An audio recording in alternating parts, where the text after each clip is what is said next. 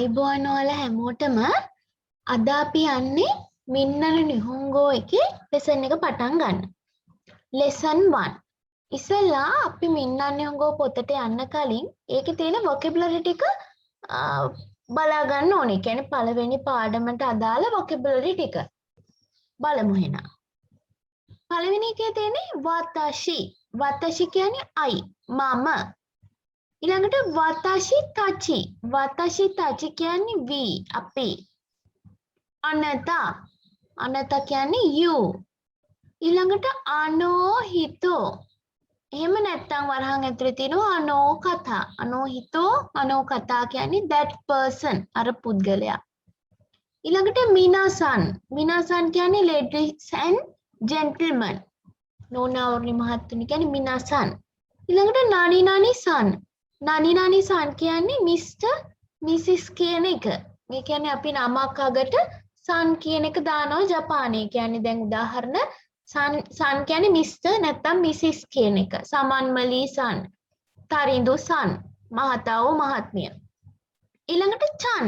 චන් කියන එකත් අර සන් වගේ. හැබැයි චන් කියන එක දාන්නේ පොඩි ළමෙක්ට. ඉස්කෝලේ යන කෙනෙක් වගේ අපි සන් කියනවට වඩා චන් කියන නම තමයි පාවිච්චි කරන්නේ සන් වෙනුවට. ඊළඟට නානි නානි කුන්.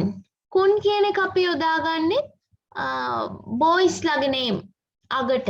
ඒ කියන්නේ පිරිමි අයගේ නමට අගට සන් වෙනුවට කුන් කියන එක තරිඳු කුන් වගේ පාවිච්චි කරනවා.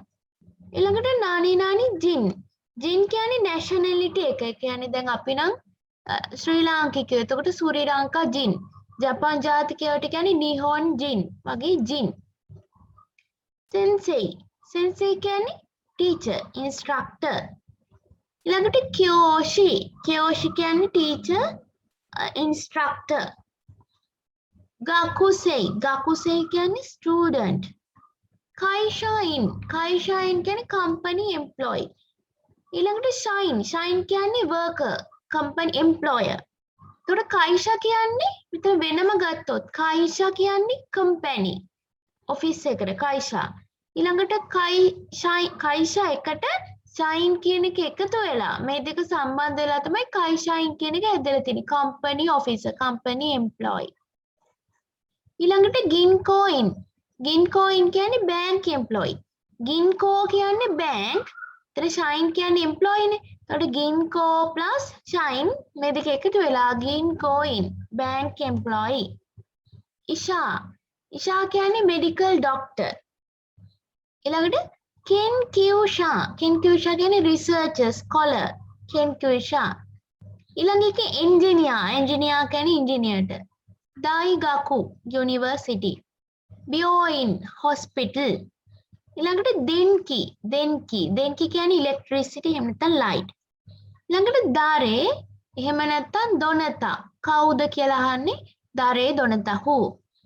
නානි නානි සයි. සයි කියන්නේ වයස. වයස කියන්න නානි නානි සයි. නන් සයි කියන්නේ how old. වයස කීයද? එහෙම නැත්නම් වරන් ඇතුලේ ඔයිකුත්සු.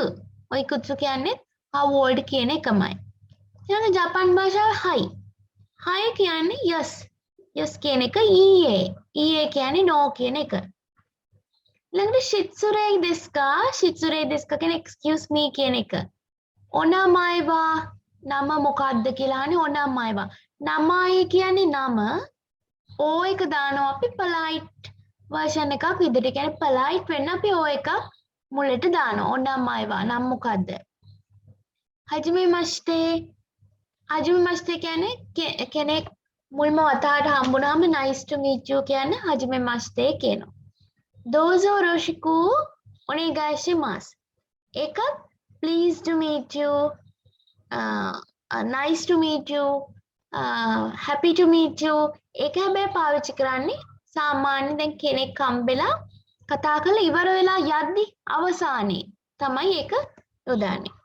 කොචිරබා නානි නානි සන්දෙස්. ඒ කියන්නේ මේ ඉන්නේ කොචිර මං කියනවා මේ තව කෙනෙක්ට හඳුන්වලා දීමේදී මං කියනවා මේ ඉන්නේ මගේ යාළුවා සමන්මලි. ඒතකොට කොචිරබා සමන්මලි සන්දෙස්. මේ ඉන්නේ සමන්මලි මහත්මිය. මේ ඉන්නේ තරිඳු මහතා. කොචිරබා තරිඳු සන්දෙස්.